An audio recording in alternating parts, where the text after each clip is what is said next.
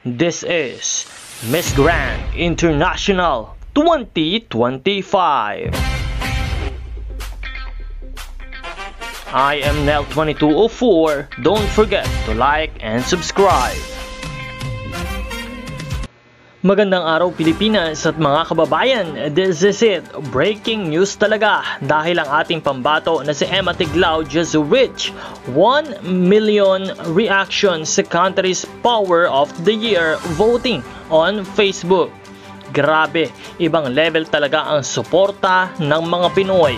From day 1 ng competition, ramdam na ramdam ang pagmamahal ng buong sambayanan. Mula Luzon, Visayas hanggang Mindanao, lahat nagkakaisa para ipanalo si Emma. Ang country's Power of the Year ay isa sa mga pinakaabangang online voting categories sa Miss Grand International.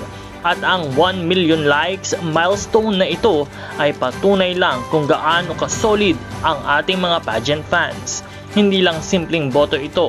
Ito ay simbolo ng pagkakaisa, determinasyon at pagmamahal ng mga Pilipino sa kanilang reyna. At syempre, hindi lang tayo basta fans, tayo ang pinakamainit at pinakasolid na fandom sa buong mundo.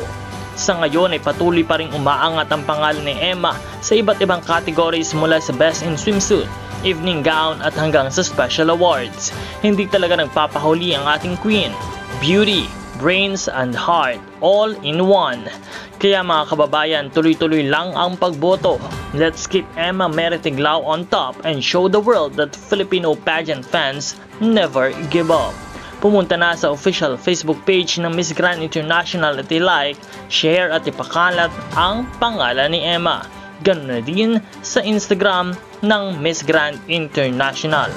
Once again, congratulations sa ating queen for hitting 1 million likes sa country's Power of the Year voting.